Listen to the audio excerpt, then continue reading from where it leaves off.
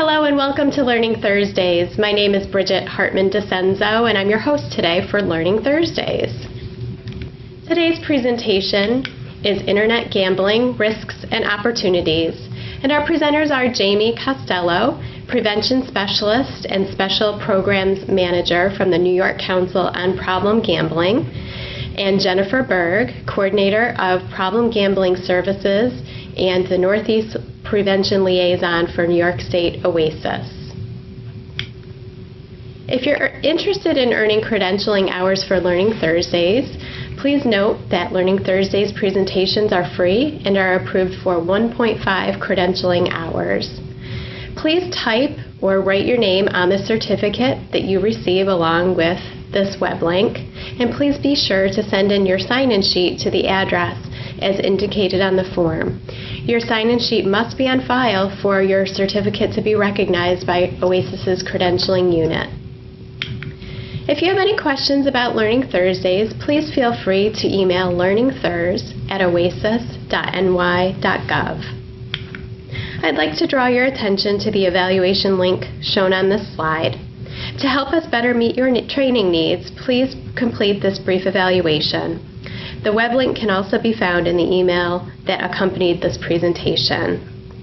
And now I would like to begin our presentation. Thanks, Bridget. Good morning. I'm Jennifer Berg. I'm the Coordinator of Problem Gambling Services for OASAS. OASAS partners with the New York Council on Problem Gambling to provide statewide outreach and training as well as just general support on problem gambling and gambling disorders. I'd like to welcome Jamie Costello from the New York Council on Problem Gambling. Welcome, Jamie. Thanks, Jennifer, and I'm happy to be here today, and thank you to everybody who's tuning in to learn about internet gambling and its relation to problem gambling, as well as risks and opportunities that might arise. I want to first let you know a little bit about the New York Council on Problem Gambling for those of you who might not be familiar with us. We are a not-for-profit independent corporation who is dedicated to increasing public awareness about problem gambling and compulsive gambling and advocating for support services and treatment for persons adversely affected by gambling. So what that means is we are out there to let people know that gambling can and does become a problem for some people, and to try to get more support services and treatment services for those who are affected by gambling. Because although services are available, these services aren't necessarily accessible for everybody in New York State or even around the country.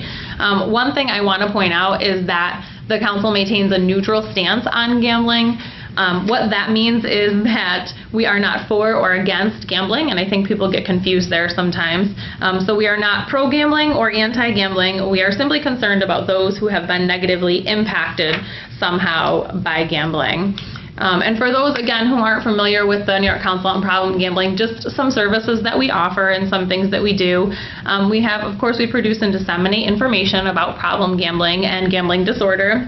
We have a number of materials such as videos, print materials, websites, and social media channels for a variety of different audiences, including youth, parents, veterans, industry employees. And recently we added closed captioning to one of our videos, and we've translated a lot of our Know the Odds materials into Spanish, so that makes it much more accessible for a large portion of our population, specifically in the New York City metro area.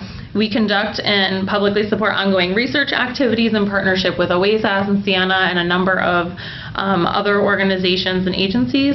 And lastly, we sponsor workshops and training activities and conferences, like our annual conference that took place just last week. And thank you to our nearly 300 attendees if you're listening on the line.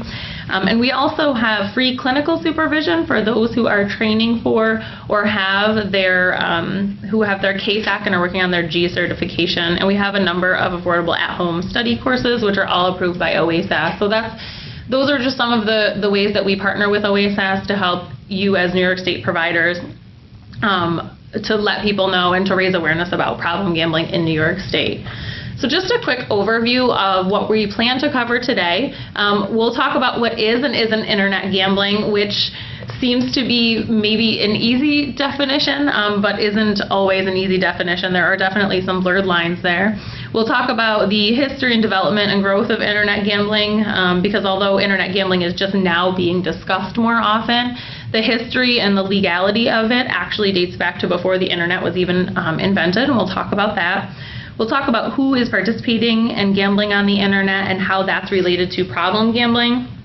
And I also want to touch on some of the regulation opportunities that would arise and be possible if internet gambling becomes legal in New York State and what's happening in other states. And then, of course, as anything, any risky behavior or risky opportunity, as internet gambling opportunities become more prevalent and accessible, it's also important to talk about staying safe online. So we have a lot of information. I'll try to pack it all in today.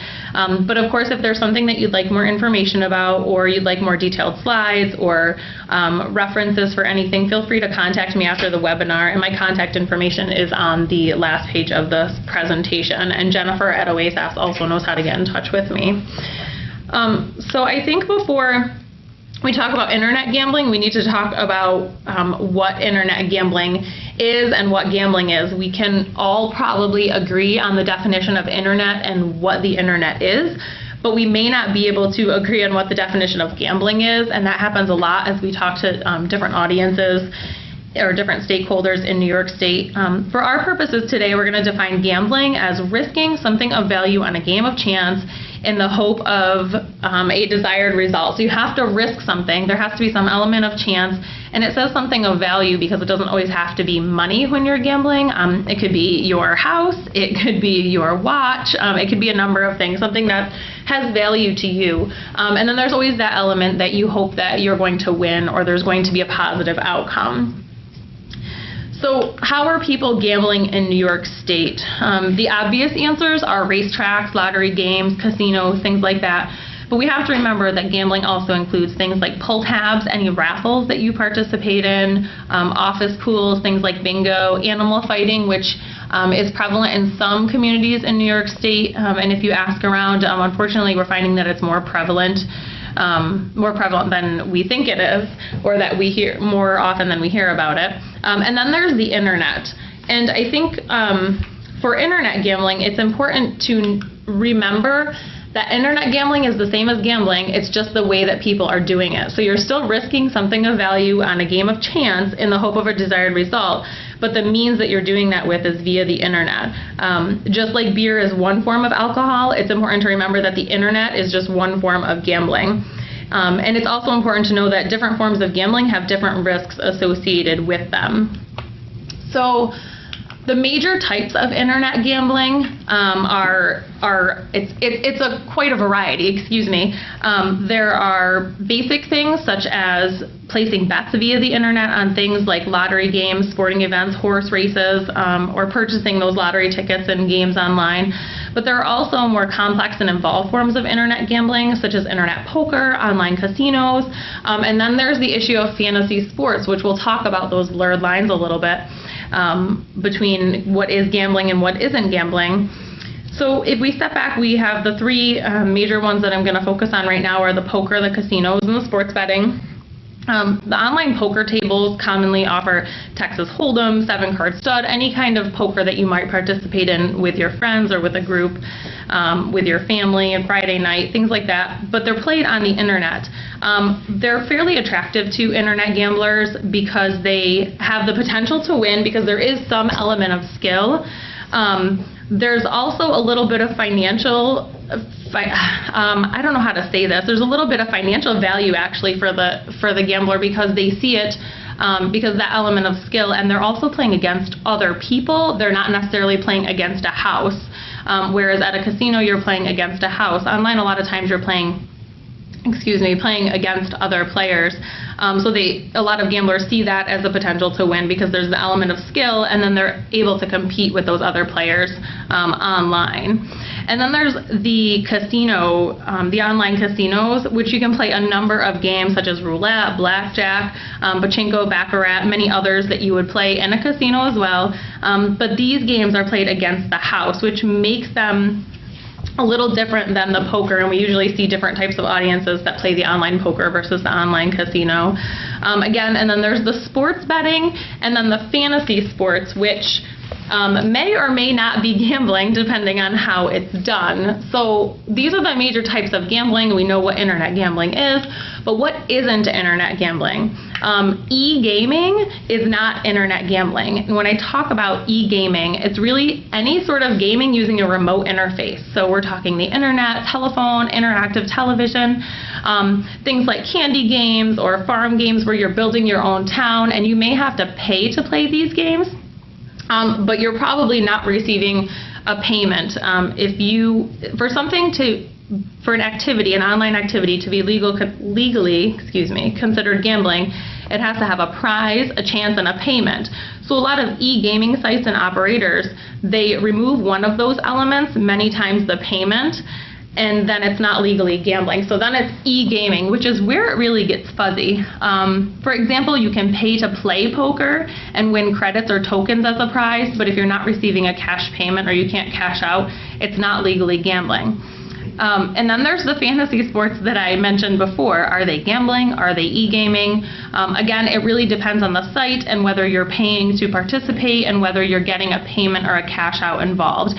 And fantasy sports, there are a lot of legal things happening right now that really could push them either way into the gambling realm or into the e-gaming. So it's ever evolving, and what is and isn't internet gambling is not always very clear. So in listening to the last two lists of what is gambling, online gambling, and what isn't online or internet gambling, you're probably feeling more confused than when we started, and don't worry because you aren't the only one who's confused.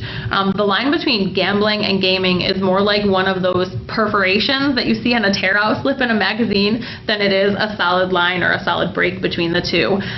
There are some instances when you can easily identify which side is which or what games or gambling forms belong on which side.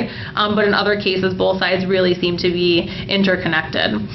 There are a number of similarities between online gambling and online gaming.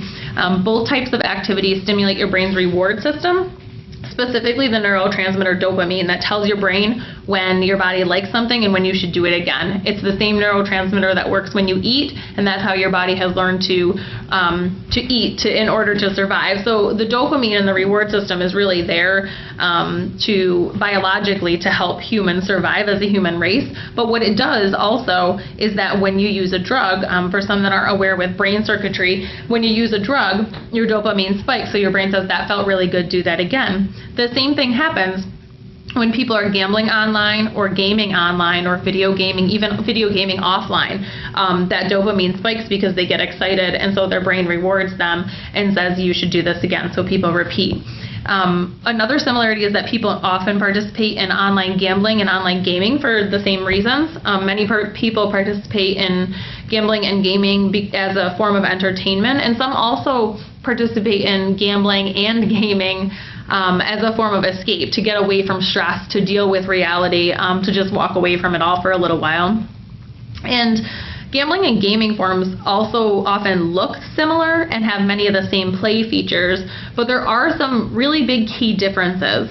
If you remember back, gambling or online gambling has to have chance, prize, and payment for it to be legally online gambling. So on the internet gambling sites, you can bet, lose, and win real money. Now, when you have casino-like games that are online that you might even have to pay real money for, or some that you don't have to pay money for, you're gambling with virtual casino chips that can't be cashed out. So again, we can see where, okay, online casino, it must be gambling. In some cases, it's not. It's seen as gaming. The other key difference is that gaming can have any structure that the developers want. There doesn't have to be any randomness or chance, and they can control when people win and when they lose, and they can change the rules at any time. Whereas internet gambling sites, where they're dealing with real money, have to follow regulations that are similar to brick and mortar casinos.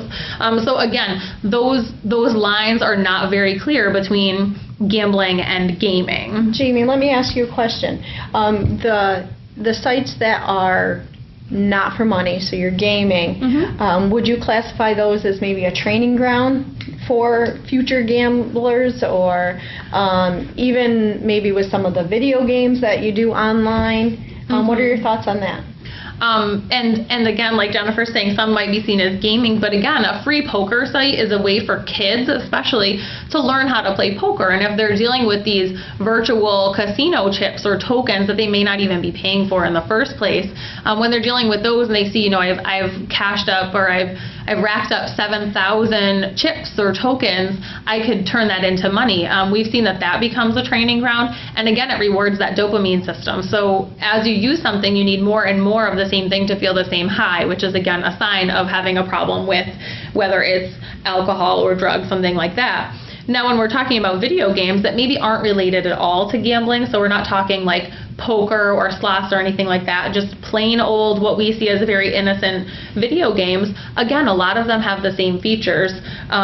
You're winning, you're challenged, you might be living sort of like this outside life outside of yourself. And many people, again, use video games, whether they're similar to gambling or not, as entertainment and as escape. And when they get used to that repetitiveness over and over again, and they kind of get like sucked into this video game world, that can easily translate into an issue. And whether we're talking video game addiction or online gambling addiction, the two really seem to they don't go hand in hand, but they're very similar. I just went to a training last Friday with a great a psychiatrist out of Connecticut, and he was talking about the similarities between video game addiction and internet gambling addiction, and how, we see that people go through withdrawal when they take them away.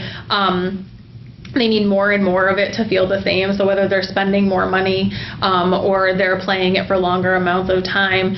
And if you think about those innocent games that sometimes our kids play, I can't think of any off the top of my head right now, of course, but where they have to, Farmville or anything like that, where people have to pay money, you get to the point and the kid has access to the app and they just have to buy one more dragon or just have to buy one more penguin because they need that to get to the next level. And then we see that happening over and over again. They just can't stop. And all of a sudden they've racked up $200 on your bill. Now, the child wasn't gambling. They weren't, risking something of value, but they were spending money and they just couldn't stop. And again, that really speaks to the similarities between gambling addiction or disorder and online gaming issues or problem gambling and video gaming. So we can see some of those video games, especially the very casino-like ones or the gambling type ones, poker, things like that, as a sort of training ground for people to get started.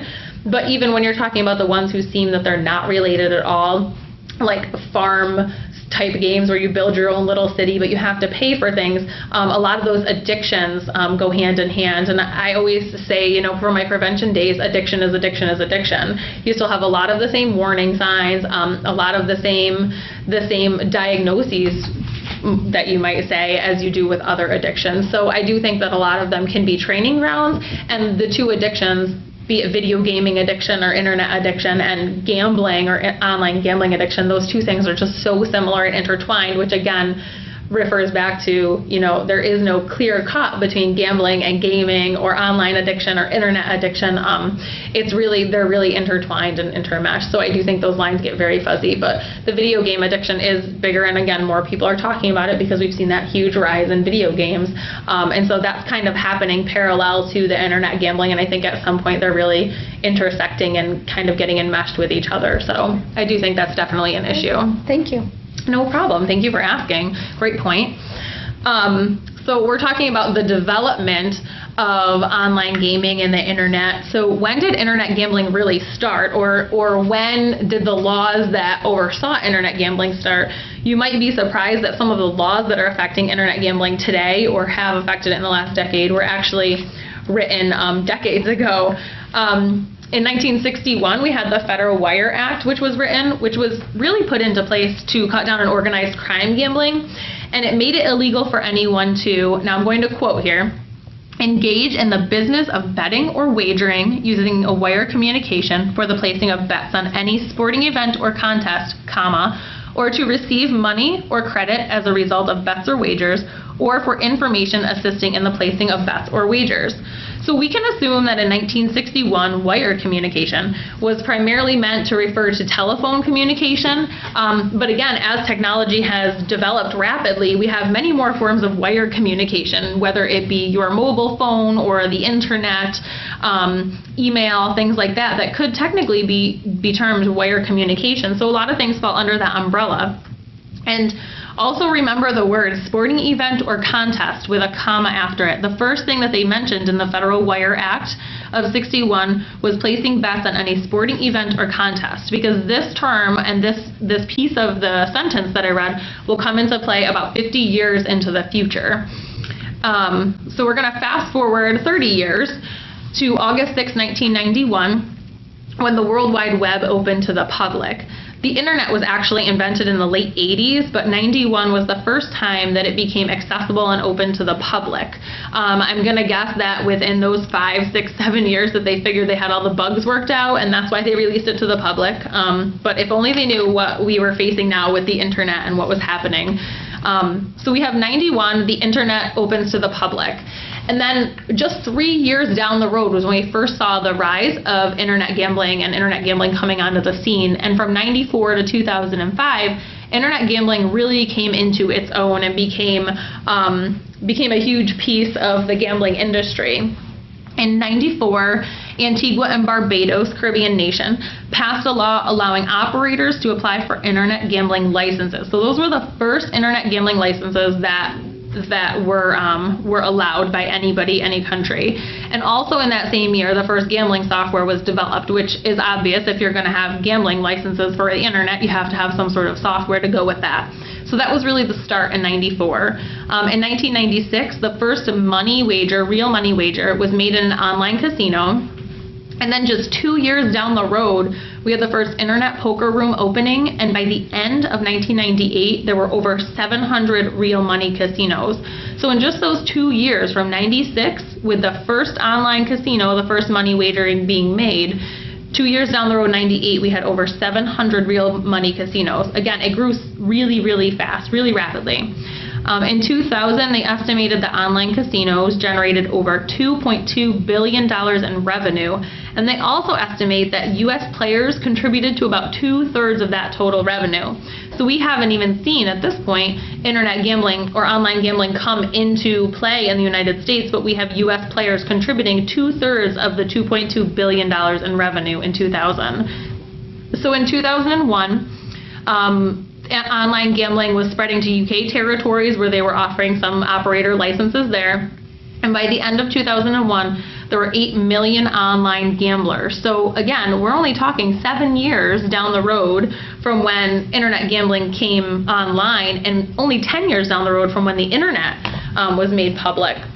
So then in 2005, the next really big growth was online gambling sites registering for their first public offering. So it made them a public company. And you might notice that other than the U.S. player contribution, we haven't really talked about the United States in all of this and what was happening there. And that's because in 2006, following all of this development around the world, the United States passed the Unlawful Internet Gambling Enforcement Act. I, from now on, will be calling it the UIGEA. A little easier to say than Unlawful Internet Gambling Enforcement Act. So they passed the UIGEA, and this act made it illegal for banks and credit card companies to process financial transactions for internet gambling sites. So if I have an internet gambling site in another country and a player plays in New York State, my bank is not allowed by law, because of the UIGEA, to process that payment. So it makes it difficult for offshore gambling sites to access the U.S. market. And even though the UIGEA was really targeting the financial institutions, many international gambling operators, again, those offshore operators we talk about, feared prosecution and withdrew from the U.S. market because they saw that the U.S. was cracking down on internet gambling and making it illegal.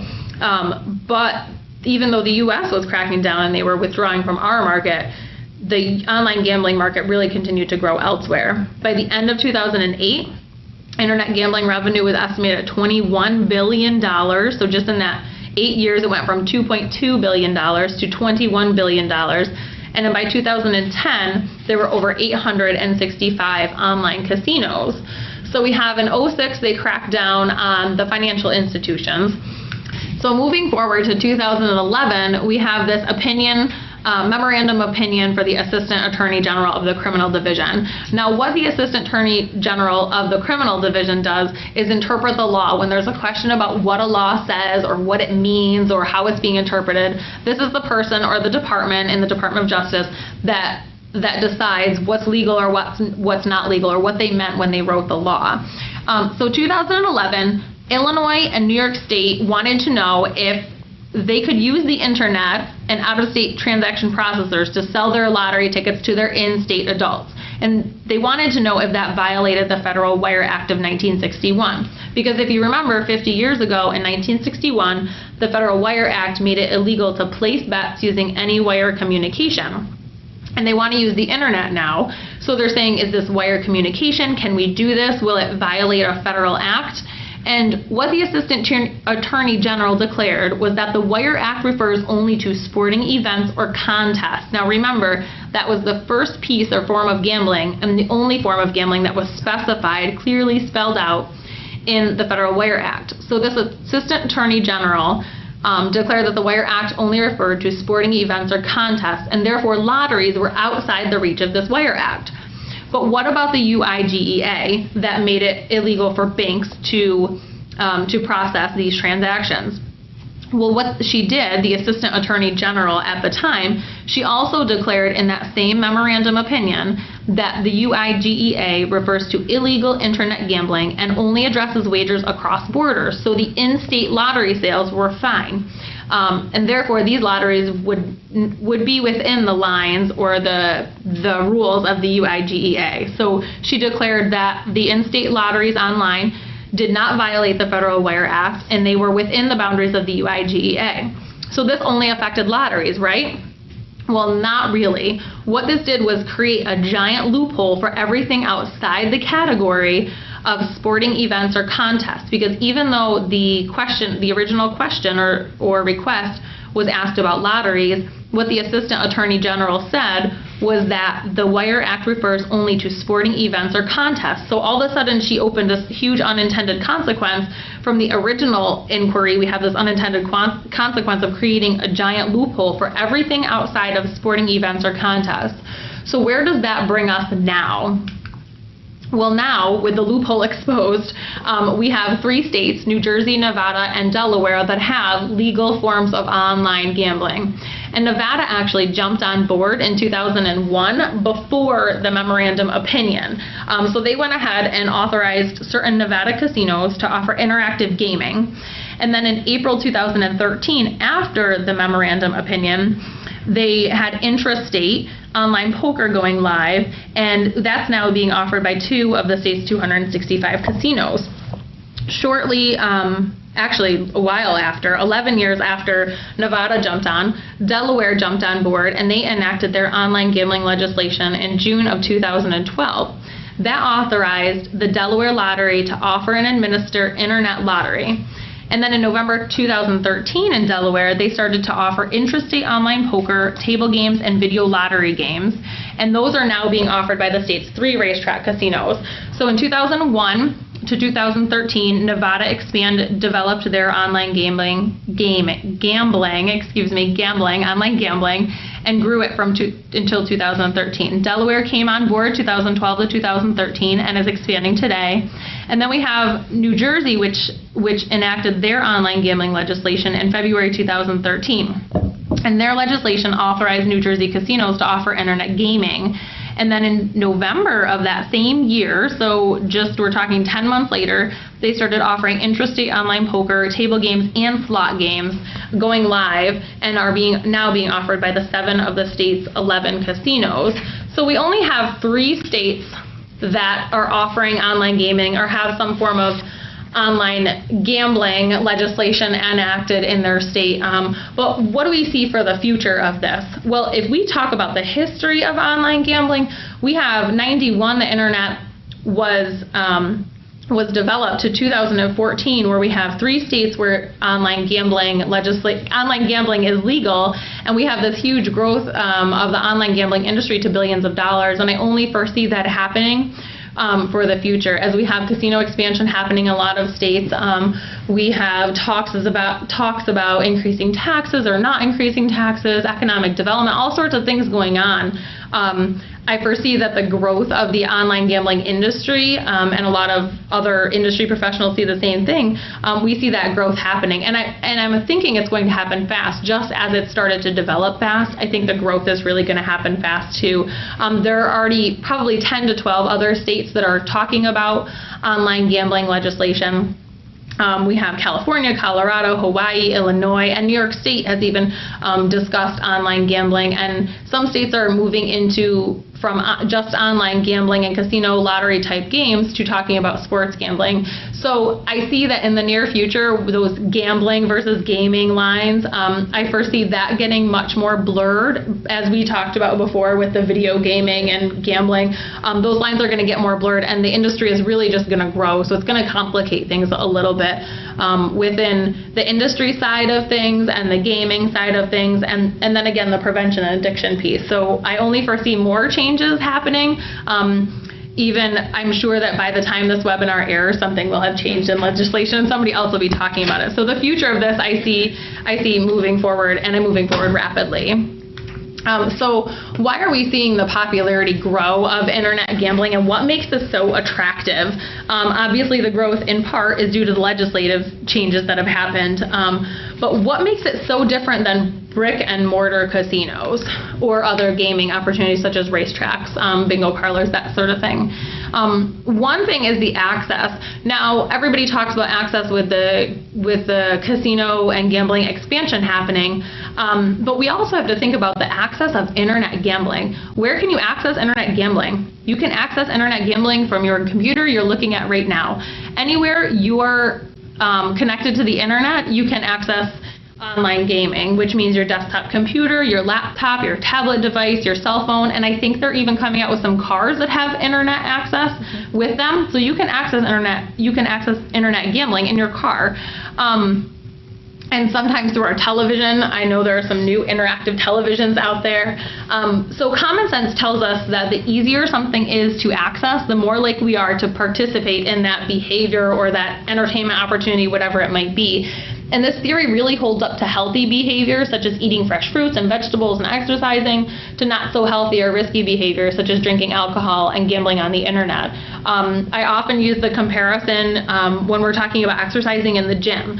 If I had a gym next door to my house, I would be much more likely to exercise than if I had to drive 20 miles to the gym to exercise.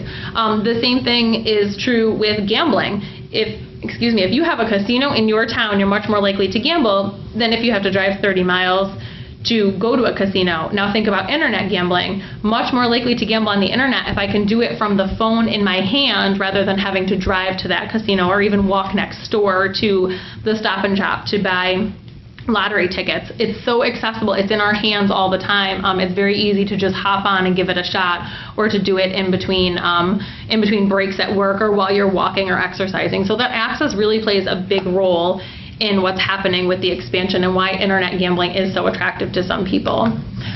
There's also the element of affordability.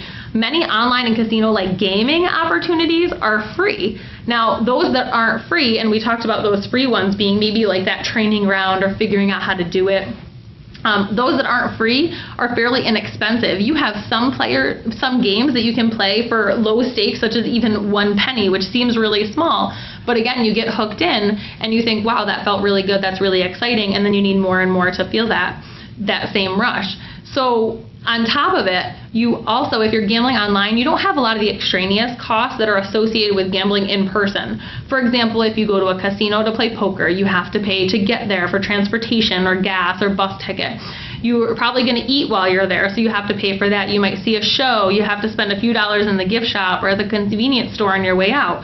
When you're gambling in a poker room online, there are no extraneous costs, which in some case, you might see it as a way to save money overall. But some people will see it, hey, I have more money to gamble with, I don't have to spend money on these other things. So there's that affordability element when it comes to internet gambling.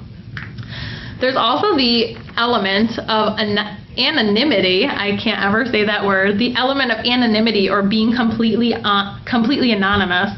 Online, you can be anyone you want to be, and it's difficult for anyone to prove otherwise. A lot of times the internet is seen as less alienating and stigmatizing when compared to other places such as casinos and betting shops.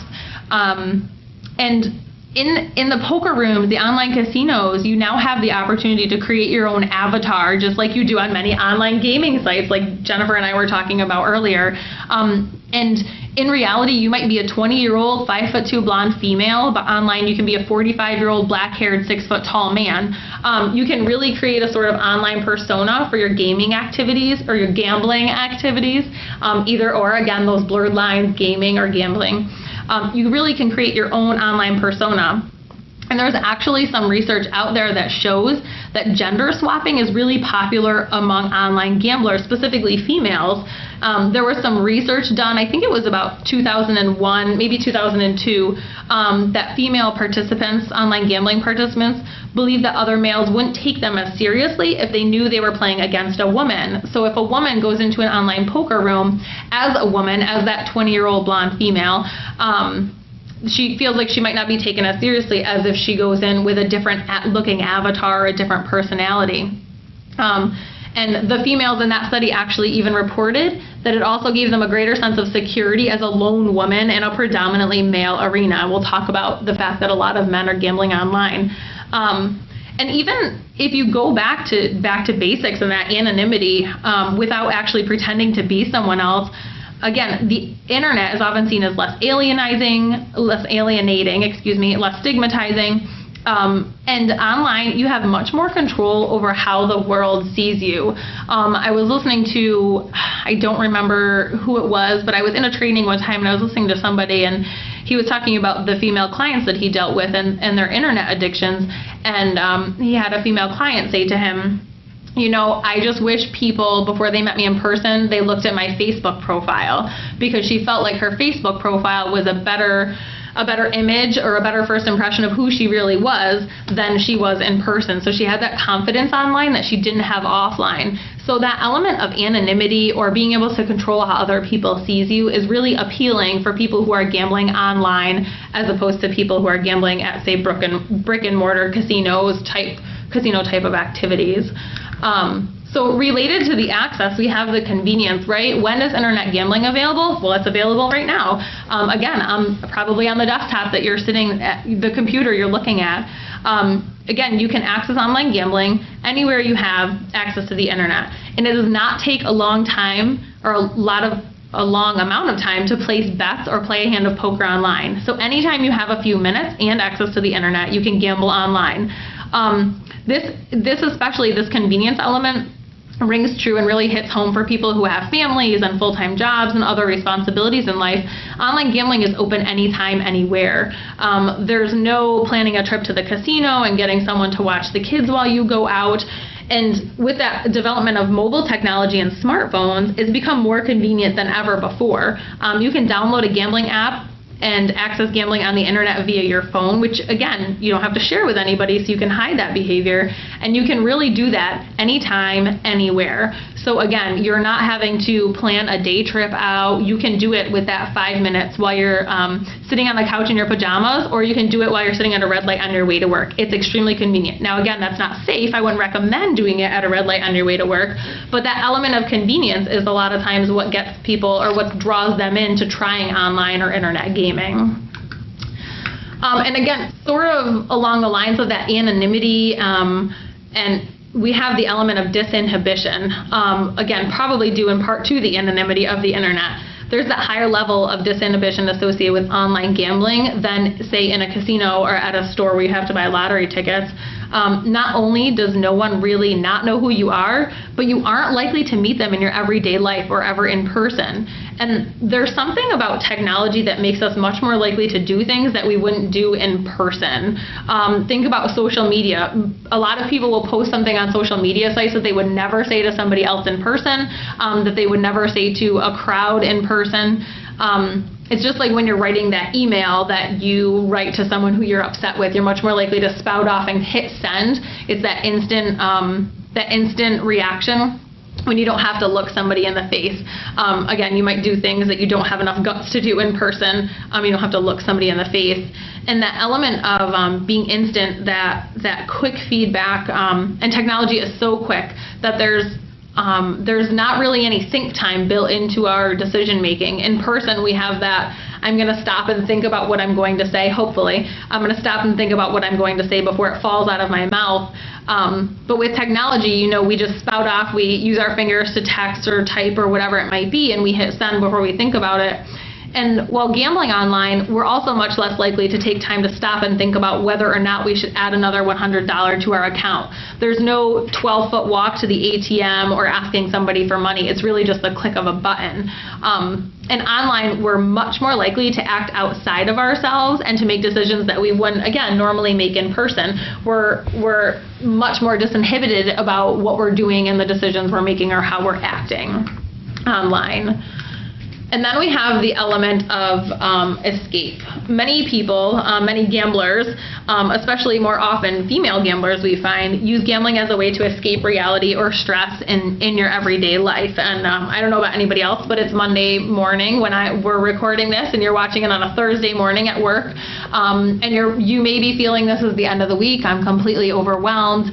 And I just need to take a break, which a lot of us take a break by exercising or reading or talking to our friends or having a night out on the town. And some people start gambling as really entertainment or a simple night on the town to get out. But upon more and more gambling, we might realize that while we were gambling, playing the slots or bingo or internet gambling, we didn't really feel that urge to stop and worry about what was going on at home, to call and check on the kids, or to worry about the huge project due at work tomorrow. With gambling, and especially online gambling, you really get sort of zoned out, and we talk about that anonymity and being able to pretend you're somebody else. And if you think about sitting at a computer screen for an hour and simply pushing buttons, which is fairly easy to do, low effort, it's kind of exciting, and you get to pretend to be somebody else for a little while, and you don't have to worry again about your kids or work or any other responsibilities you have. You find that you just sort of zoned out and you got away from reality. If you combine the need for escape with that anonymity involved in the online gambling, you really have a match made in heaven for somebody who is stressed to the max with everyday life. What better way to escape your own life than pretend to be somebody completely different and to do things that you wouldn't normally do or have the guts to do in person. So the element of escape really draws people into online gambling. And one big element of online gambling that makes it so attractive is really the social acceptability of it. Just like accessibility, making something, the easier something is to access, the more likely we are to do it. The more socially acceptable something is, the more likely we are to do it as well. Biologically, we have this built-in need to belong. Thousands of years ago, our lives were dependent on whether or not we belonged to our tribe or our group. And today that really plays out in the decisions we make as youth and as adults.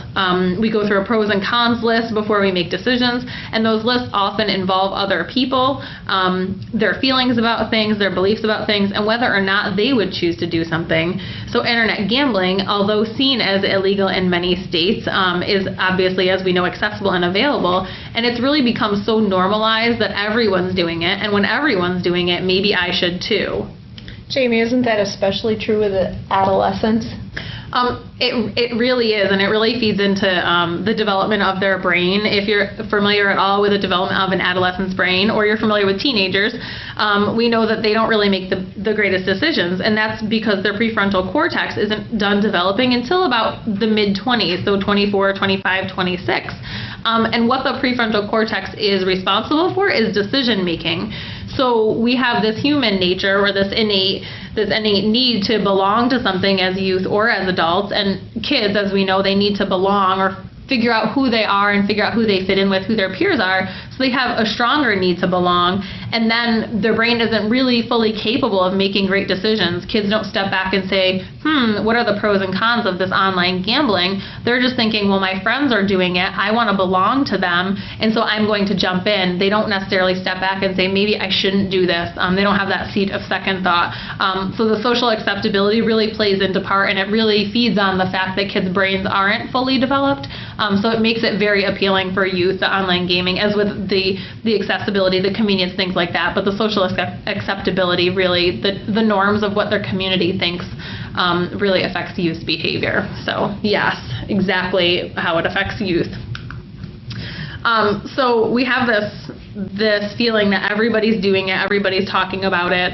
We have 85 countries that have legalized some form of online gambling, and the revenue is actually estimated at $35 billion per year. So if you think back, I think it was like 2008, it said the estimated revenue was $2.2 billion. Now we have 6-7 years later, and we're talking about $35 billion. And if we have that much revenue, everybody must be doing it right.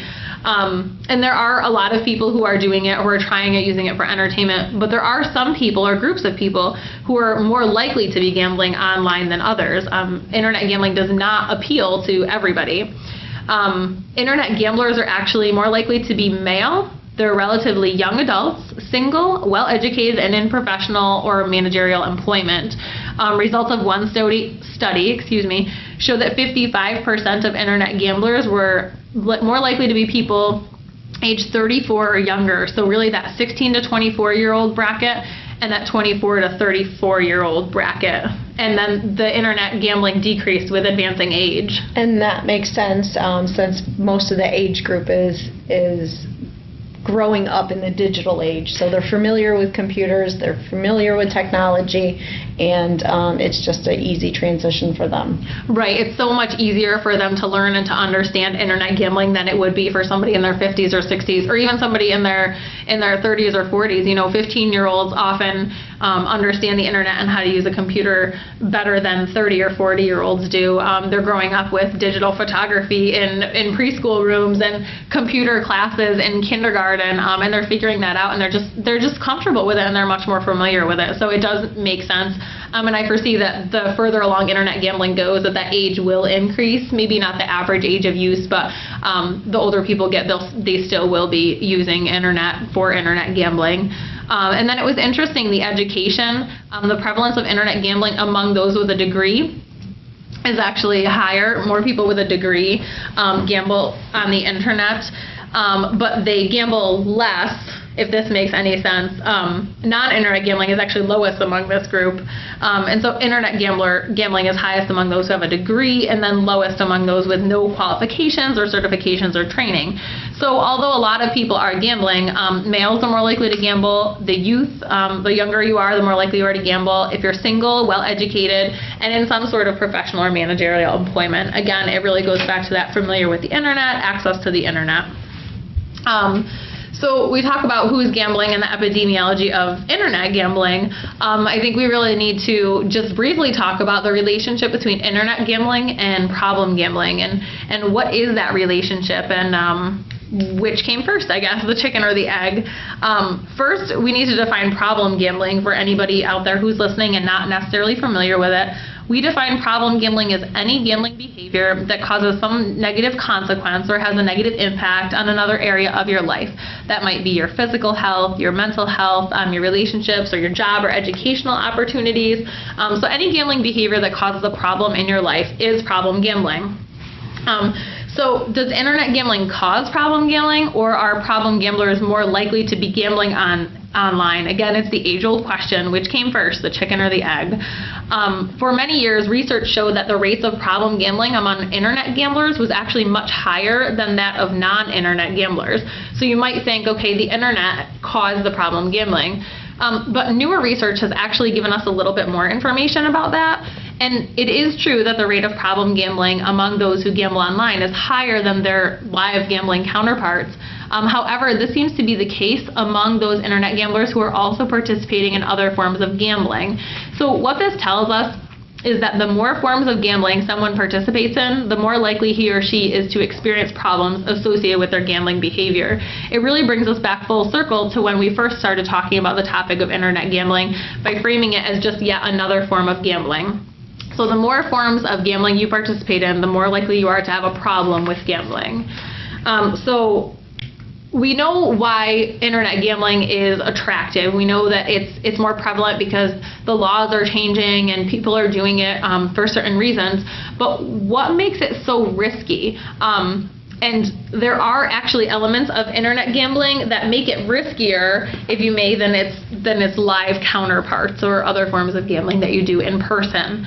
Going back to the availability and the convenience and the access makes it much more risky for somebody, much more likely to develop a problem with gambling.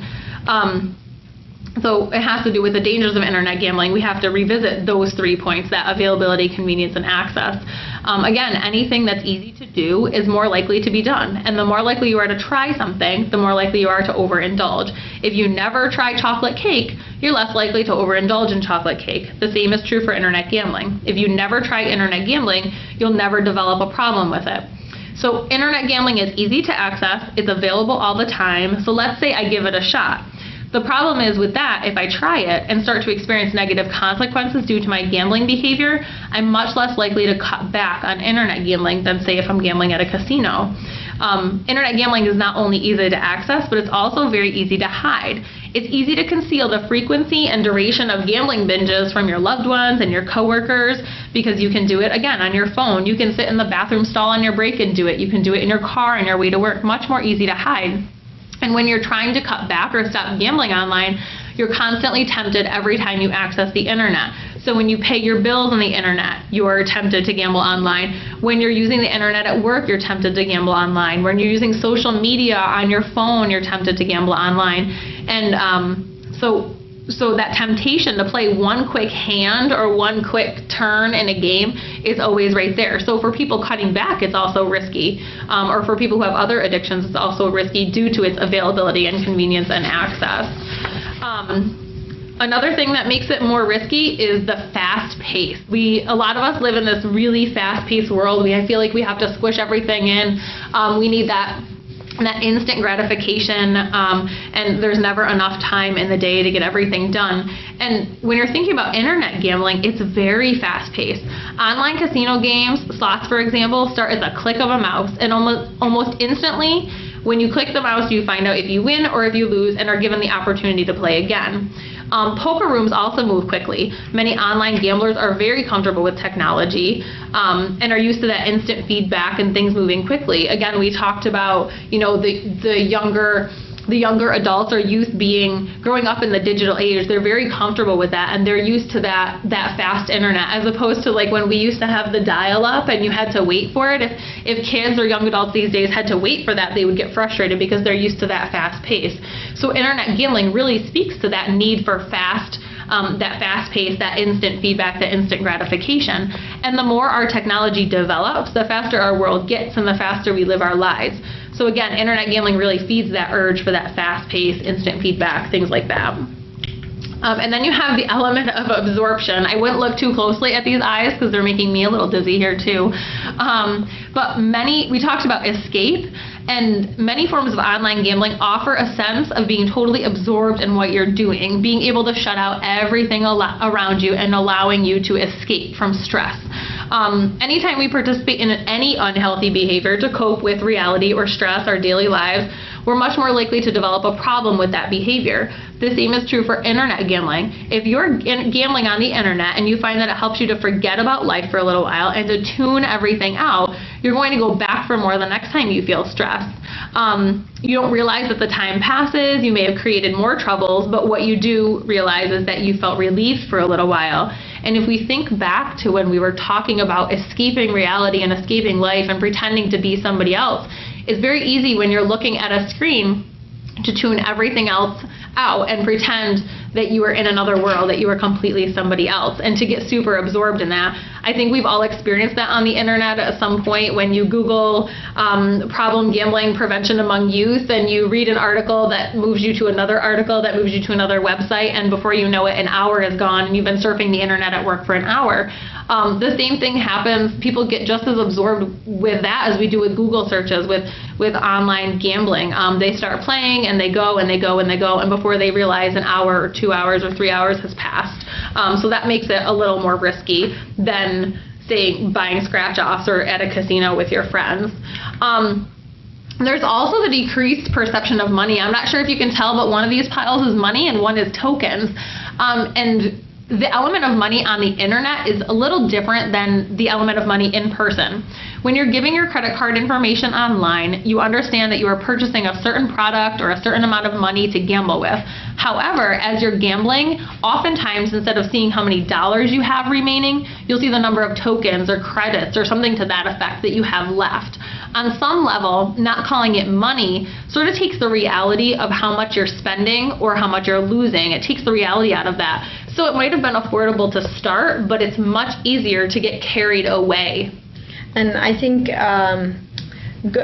going back to some of those training sites, those free sites, looking at it like that, you're using tokens there and you're winning and you're winning and you're winning, and that then pulls you to okay, I can do this on a paid site and look how much money I could have won. You kind of get that, you're already lost into that, this is how much I could be making, whereas that site maybe really you won't win as much because they make it that much harder. They make the free sites easier. Right, and we talked about that blurring of lines. The difference between the free sites, say like the free poker sites or the free casino sites, versus the paid sites is those free sites that are really e-gaming or gaming online. They aren't regulated, so they don't have certain payouts. There's no house that you're playing against. There's no business that has to make money in that. They really make their money from advertising. So they can make the odds as high as they want, so that you oftentimes win more on the free sites than you would on the real money sites or the pay-for-play sites. So again, like you said, you feel like, oh, I have 7,000 tokens, I'm going to roll over and try to win that could have been $7,000 on the pay site. And so you're used to talking about that verbiage, tokens or credits, where then you roll over to the pay-for-play site and you kind of get carried away because your brain is still in that token or credit, or you're chasing that money because you have that perception of it was really easy to win, and you don't understand the regulation that's put into place on those pay-for-play sites. So that decreased perception of money, whether it's the free sites or the pay-for-play sites, really plays a role in whether if people are more likely to get hooked. And if you have tokens, you're more likely to get carried away than if you're spending dollars, or if you're doing it with pennies. Like we all talk about the penny slots, where in reality, if you sit at the penny slots, you could pay $1 per play, even though it's a penny slot. That same thing happens online too. People just get carried away much more easily. So there are all these elements that make internet gambling more attractive to people than brick and mortar shops. There are elements that make internet gambling more risky than in-person games. And a lot of people say, well, what's going to happen if it becomes legal? One side of the argument is that more people will gamble online and therefore more people will develop gambling problems. The other side of the argument is that if internet gambling is legalized, we'll have a greater ability to regulate the industry. In reality, both arguments probably hold a piece of the puzzle and both hold a piece of the truth. And again, the New York Council is not for or against gambling, but we do try to advocate for people who have problems with gambling. So one part of internet gambling possibly becoming realized or legal in some areas is the need to raise awareness and to help people play responsibly as opposed to develop problems. So the National Council on Problem Gambling, which we are an affiliate of the National Council on Problem Gambling, they published a set of recommended internet gaming standards to help guide discussion among the stakeholders involved on the legality or the possibility of making internet gambling legal. And this document the standards are meant to speak to operators, problem gambling advocates, as well as the public. So we're going to talk about some of those opportunities for regulation in the areas that they talk about. One area that they talk about, or the possibility for regulation in one area, is policy, and really having a corporate policy to have some sort of commitment to responsible gambling and identifying expectations for the leadership to take a role in that. And a lot of these things that I'll talk about in just a minute are a piece of policy. One of the recommendations also is that any internet gambling sites have some sort of strategy for responsible gambling. So they have clearly defined roles and a clear plan of action, and they also have to have some sort of support for gambling addiction and the social costs associated with problem gambling and gambling addiction. Now, a lot of these pieces that we're going to talk about, some of you may be familiar with.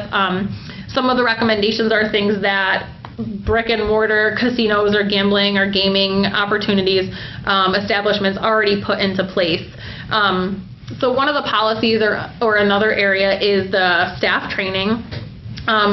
they talk about the standards really, the recommendations really talk about having one person responsible for the implementation of all the policies and procedures, having regular reminders to people who have direct contact with players about responsible gambling, and that way it's really a cohesive approach. And then training. You really need to train staff or anybody who's going to have any contact with players, including customer service people, helpline desk people, and they recommend that the training is tested or reviewed annually by a third party. So not internally, but somebody else who may be more familiar with problem gambling, responsible gambling, and gambling disorders to help you develop that staff training. Another element of these policies or recommendations for internet gambling standards is informed decision making. Now, informed decision making means just that, making informed decisions. So when you go to buy a car, you do a little research about what kind of car you want, the warranty, the insurance, things like that. Informed decision making, when we're talking about internet gambling, is really helping people, give them practical tips on how to keep gambling within safe limits, helping them to understand that the house has an edge, that it's a business that they need to make that they need to make money, so the odds are in favor of the house, that it's really, gambling is this really this form of entertainment. There's also the element of helping people know what the signs of a potential gambling problem are, and that help is available, and using tools, or teaching people to use tools such as limit setting and timeouts. Another element of informed decision making is the possibility of internet gambling sites to offer personalized information. So giving players information on their play, giving them access to how many times they've played in the history of their account, how much time they spent playing, how much money they spent playing, what games they played, and giving them information about their net wins and losses so that people can really see over time, the more you play, the more you lose. Now there's really some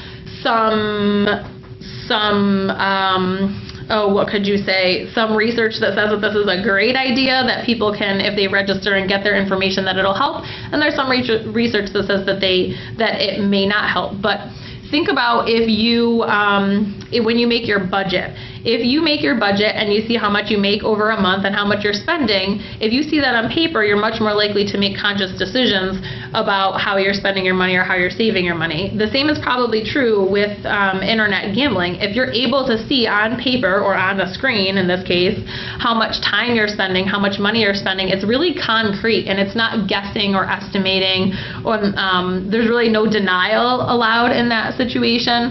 But if you're able to see it concretely, that's one of the recommendations that may help people to play for entertainment and responsibly gamble as opposed to creating a gambling problem. Another piece of informed decision making is allowing people to set limits on their play. So it's recommended that sites encourage players to set weekly or monthly limits on the amount of money they'll lose, the amount of money they'll spend, the amount of money, or excuse me, the amount of money the amount of time they'll spend gambling. So giving players the option to say, before they start gambling, to say, I'm only going to spend an hour on this gambling site, and then the site locks them out. That is a possibility. And it's actually recommended that players set limits before they start gambling episodes. Just like if you were going to a casino or if you were going to play bingo, you would go with a certain amount of money and only spend that amount of money, or you would go for a certain amount of time and leave after that time. That's gambling responsibly. And so gambling responsibly online, you also need to set those limits before you start. So some sites can actually make it possible for you to set your limit before you start gambling. So it's much more likely to help people and to prevent them from developing a problem. There's also the option that some games have, the features that you can actually take a time out, that you can set it so that you have an instant stop and play. So that if you are gambling and you feel yourself getting carried away, you can click a button, you can click a stop sign, whatever it might be on that site, and it'll stop for a certain amount of time. That way you can instantly time yourself out. Because what happens a lot of times is you have that first reaction like, wow, I shouldn't spend that much money, and then your next step is to spend more. So if you have the possibility of clicking the stop sign when you say, wow, I spent too much money, and immediately clicking it, you're less likely to develop a problem. So those are all pieces or recommended policies under the informed decision-making area of internet gambling. And I want to also touch base with, I don't think we have a slide in here, but I want to touch base about the game and site features, because some of the informed decision making and some of the time limits and the money limits really have to do with game and site features. So again, it looks like we don't have a slide in here for game and site features, but that does kind of go hand in hand with that informed decision making, but it also plays a role with the assisting players, Some of the game and site features that they can control when internet gambling is regulated, talking about the passage of time, we talked about getting absorbed in an online gambling site or an online gambling binge, recommending that there's a clock visible at all times on the screen so that people can keep track of time. Always displaying balances, wins, losses, bets as cash as opposed to tokens. Again, talking about that differing view on cash versus tokens, that sort of thing. So displaying balances as cash or actual real money, not tokens. Game features include allowing players to not automatically play games, so not allowing an autoplay feature, and not reinforcing the myth. Not reinforcing the myth that the longer you play, the more you win, or Lucky Charms, things like that. And also, they recommend that reviewing any new features that are added to a game or added to a site really helps players, or it helps screen for possible impacts on problem gambling. Thinking about risk assessment, is this more likely for people to develop gambling problems? Should we take a look at that? Another feature is registration. It's recommended that upon registration, players get information about via email or whether in the terms of agreement, that sort of thing, that they get information about bonuses, deposits, and self-exclusion. They get that possibility, which we'll talk about. And they also get information about problem gambling warning signs. They recommend that sites do not allow players to create multiple accounts. It's not recommended that you have multiple accounts on a gambling website, just like it's not recommended that you have multiple pharmacies. You're much more likely to have an interaction or have a problem. Free games, they recommend that free games give the same payout percentages and odds as real games, because as you and I were talking earlier, that free games, if people are allowed to win more and more on free games as opposed to pay for play games, they're more likely to get hooked and then move into that pay for play realm. So they actually it's recommended that free games give the same odds and payout structure or percentages as pay games. And then game and site feature, really, I guess it should have its own topic, is the element of underage gambling. And it's so important to place technical and operation measures into play to prevent anybody under the age to access. That is a little bit more difficult when we're talking online, because again, we talk about how you can escape, you can pretend to be anybody you want, and it's difficult to prove somebody's age. But it's important for games or online gambling sites to create some sort of gateway or have a gatekeeper to try to keep those who are underage from gambling. And not allowing credit, that really is a big piece too. Gambling sites should not allow people to get credit so that they can gamble more without having money. That is a recommendation. So onto the assisting players. With behavior tracking, which I'm sure people are familiar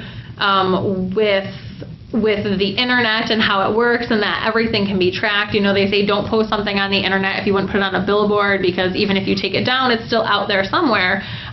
Behavior tracking is a piece that allows gaming or gambling, or gaming for that matter, gambling sites or gambling operators to kind of track people's behavior. And when you track people's behavior, you can start to see when people are betting with increased amounts of money or spending more and more time. So online gambling sites really need to have policies in place for how they will handle situations where they see somebody somebody having more and more trouble with their gambling.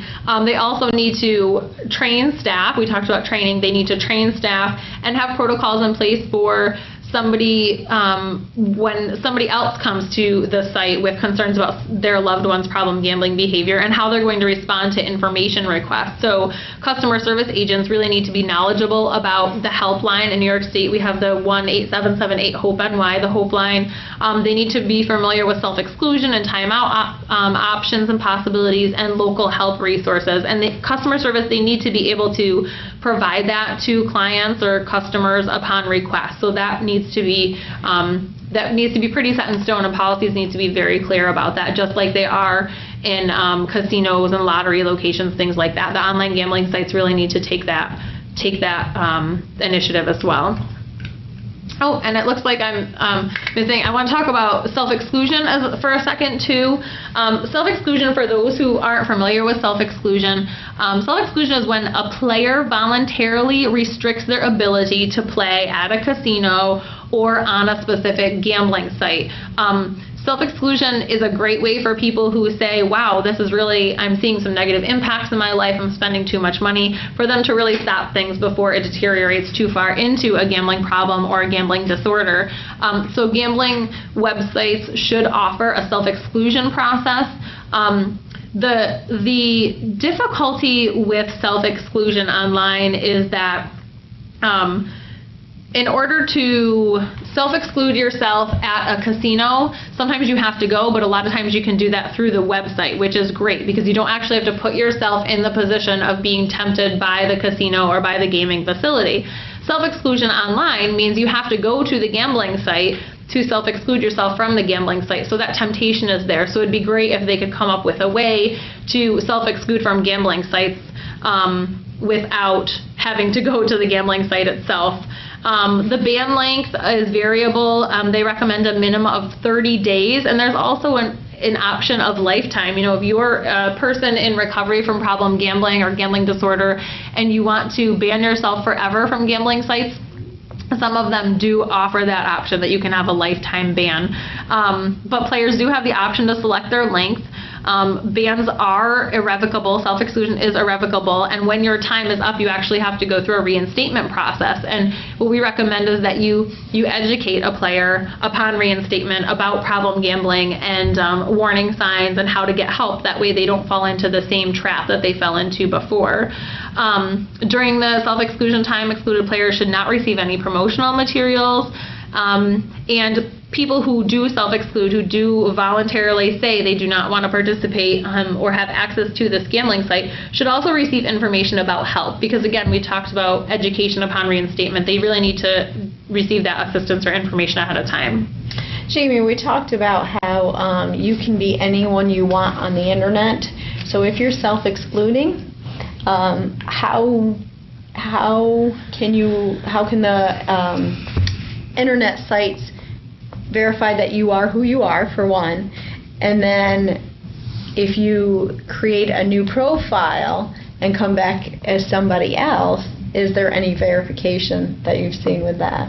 And you know, I wish I could say that I was more familiar with that piece of the puzzle, but I'm not, and I honestly don't even know if internet sites, how familiar they are with that. I'm sure there's with geo-tracking and tracking where somebody is, banning certain credit card numbers if they're associated, say with Joe Smith. If Joe Smith, sorry Joe Smith, if you're on the call, if Joe Smith has an account and he used a certain credit card, if he makes a different account that's Joe Jones and uses the same credit card, I mean, there's always that possibility of not allowing that credit card to be used. But again, like you said, online you can be anybody who you want to be, and it's difficult to verify that. So I'm not sure if the technology is there. I hope it is, and I hope that somebody tells me that it is and calls me afterwards and says that it is, but I'm not sure the technology is there. But again, I think as we see the growth of the online gambling industry happen, we'll hopefully see the technology change, and there will be ways to be able to track that. But I honestly, I don't know if it's there yet, and that's the part that makes internet gambling so risky is,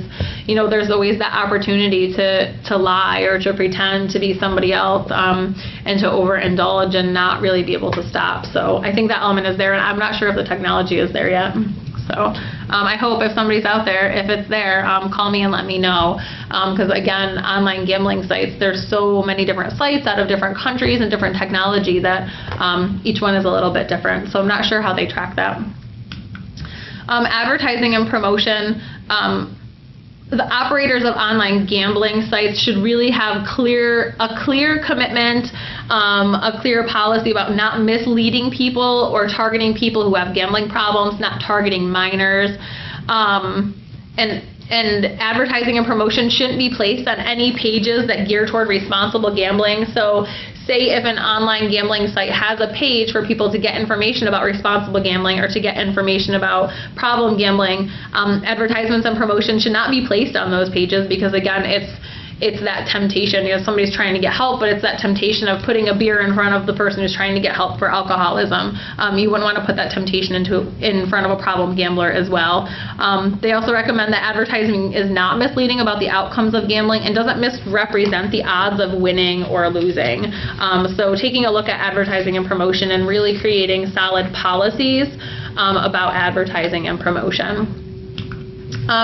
And when we talk about the possible opportunities that might arise if internet gambling becomes legal, there's always the element of research. With anything that's underground or that's illegal that people don't talk about, it's really difficult to do research. Number one, they're afraid of getting in trouble. Banks are afraid of getting in trouble for processing payments, things like that. It's difficult to do research. But if online gambling becomes legal, which in the 3 states that has become legal, they have that opportunity of being able to anonymously track player behavior and see who's developing problems, and if they can kind of see that ahead of time and how internet gambling is really affecting problem gambling. So we talk about the strengths, the weaknesses, the opportunities, the threats that might arise with problem gambling.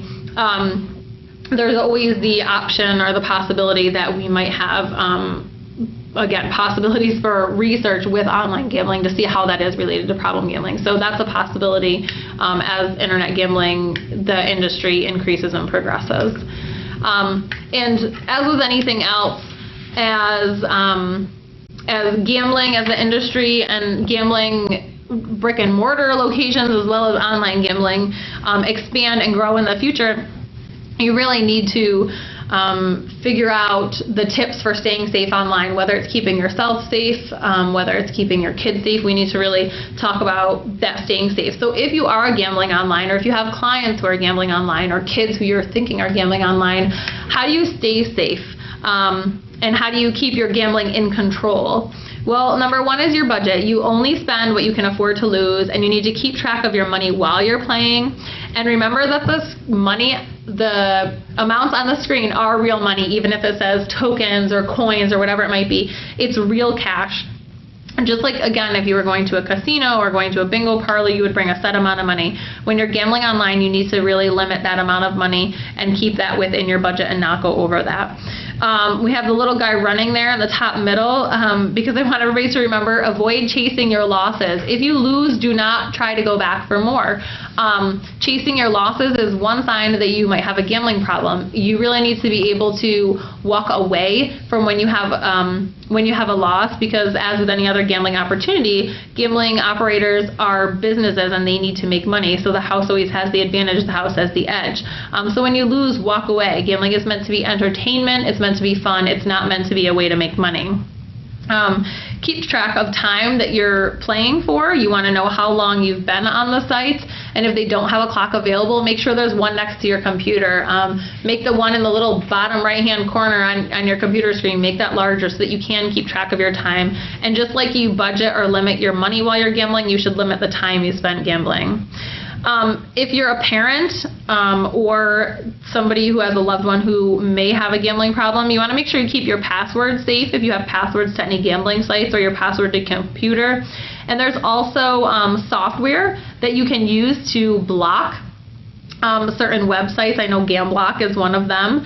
If you want more information, you can contact me about that. It's actually software that blocks access to all online gambling sites. So if that's something you want to stay away from, you don't want to self-exclude from every site, or you don't want your child to have access, you can actually download software. There are a number of options available. And software that blocks all gambling sites. Just like schools and state agency blocks certain websites that you can access, you can do that on your home computer as well. You want to look for sites that have options where you can set your own limits, which will help you control your gambling limits. You can control, or you can set limits on how much you spend on money-wise, and you can limit how much time you spend gambling. So look for the gambling sites that have those options. And if you're having a problem, you can request to be self-excluded from any site. Remember that option is available. And registering, again, there's that mixed research that says sometimes registering helps, sometimes it doesn't. But if you register as a player, a lot of times you're able to see how much time you've spent gambling, how much money you've spent gambling, which can really help you to concretely see in front of you on the screen, not on paper, but on screen, how much time you spent and money you spent. So you're able to see that pattern of whether you're increasing, whether you're starting to develop more of a problem or spending more. So those are all ways that you can help keep safe if you're gambling online, or if you know somebody gambling online, you can help them keep safe. So we've gone over a ton of information today, and I just want to recap. We've gone over what is and isn't gambling. And again, those lines are blurred. They're not really clear cut. So gambling and gaming can sometimes intertwine. We've talked about the history and the laws and how those laws have changed over the years. To increase the amount of gambling that's available on the internet. We've talked about the epidemiology of internet gambling and who's gambling and who is more likely to gamble as opposed to anybody else, and what the relationship is between problem gambling and internet gambling. And that internet gambling is, again, just another form of gambling, and the more forms of gambling you participated in, the more likely you are to have a problem with gambling. We've talked about the attractiveness of the internet, the escape, the disinhibition, the things that make it risky too. So escape and disinhibition are two of those. We talked about the access, the availability, the convenience of it that really makes it attractive for people, but also those same elements make it risky for people. And we talked about all of those opportunities for regulation, the recommendations set forth by the National Council, and also, the things that will arise as it becomes legal that we can maybe control a little bit to decrease the number of youth gambling and to decrease the number of people who develop problems with gambling. And then again, those tips for staying safe online. So it's a lot of information today, and I want to make sure we leave you guys with some resources. Our contact information, Jen's and mine, is at the back of the presentation, but there are a couple of slides here that I just want to let you know what's on them. We have the first slide is the resources from the New York Council on Problem Gambling, so these are our resources. Our main website is on there. We have knowtheodds.org, which is a website aimed at the entire state of New York, whether it be community members, family members, stakeholders, legislators, to raise awareness of problem gambling. There are a ton of resources on there. We also have a Spanish version of that website. Everything is in Spanish, the videos, the resources, everything is available on there. Don'tBetYet.com is a website and a video resource. It's Go Away Monster video that can be used by parents to talk to their 9 to 12-year-olds about the dangers associated with gambling. And then we do, if there's any industry professionals, we do have an industry hub online as well. Jen, do you want to talk about the general resources? Sure. We have a couple of websites up here. The first one is the OASAS gambling homepage. This gives just general information on problem gambling. It has a few links for resources to articles, to treatment resources, prevention resources, self-help resources. We also have tailored resources for Asian Americans, youth. Also newly up there is a link for school districts, so if we have any teachers on or school district providers or school districts that are listening. We recently collaborated with State Ed to develop some resources for the school districts themselves. And then we have the NCPG, which is the National Council on Problem Gambling. Their website, again, the New York Council on Problem Gambling is a member of the National Council affiliate, who has really good information on their site, just about a lot of different things, then they can connect you to various sites across New York or across the United States for other resources. And then on the next slide, we have specific treatment and support resources for anybody who thinks they might have a problem with gambling or thinks they might know somebody with a problem with gambling. That top link is actually the OASAS provider search. So correct me if I'm wrong, I think they can search all OASAS providers, treatment and prevention providers, as well as recovery centers. And you can search specific to problem gambling from that. There will be a drop-down box that it says program type, and you choose gambling, and then it'll break down the search results to just gambling treatment and prevention providers. Perfect. So we talked about how we were shooting to increase those searches or those resources, but I want you guys to know that they are out there and they are accessible. So you can search those on OASAS's website to see what's nearest to you. The other two resources, or three resources we put on here, two are Gamblers Anonymous and Gam-Anon. Gamblers Anonymous is home of Gamblers Anonymous self-help group for those who want to stop gambling. That's the only requirement, that you want to stop gambling. Or cut down your gambling, and you can search on their website to find meetings near you. I was surprised to find out that I live in the middle of nowhere, and there's actually a meeting within 15 miles of my house. So even if you're not familiar about meetings or Gamblers Anonymous, it's likely that there's a meeting close to you. And then there's Gam-Anon, which is a self-help support group for family members and friends affected by a loved one's gambling. So your loved one or friend does not have to participate in Gamblers Anonymous for you to go to a Gam-Anon meeting to get help and support for yourself, because as we know, addiction affects everybody, not just the person who has the problem. And then the New York State Hope line is on there, 1-877-8-HOPE-NY, that you can call 24 hours a day, 365 days a year. It's answered by trained counselors, Social workers. Thank you, Jennifer. Trained social workers, and that's for alcoholism, drug abuse, and problem gambling. So even if you're a provider and want more information, you can call that number and get help. And I think on that note, we just want to leave you guys with our contact information. Mine, Jamie, is on the left with the New York Council on Problem Gambling, and Jennifer's on the right with OASAS.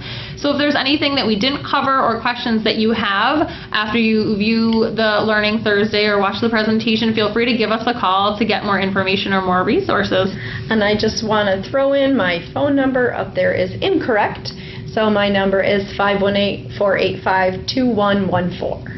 Thank you. So that's 518-485-2114. And we'll make a correction on the slide. Okay. Perfect. Thank you. And I want to thank everybody for joining us today, and enjoy the rest of your afternoon. And I hope you got what you came for. Thank you. Thank you. And that concludes our presentation, Internet Gambling, Risks and Opportunities. Thank you, Jamie and Jennifer, for your time and expertise today. And again, I'd like to remind you that this is the link to the evaluation for this Learning Thursdays presentation. We hope you'll take a couple minutes to fill that out. And certainly, please feel free to email us at learningthurs@oasas.ny.gov if you have any questions. Thank you and have a nice day.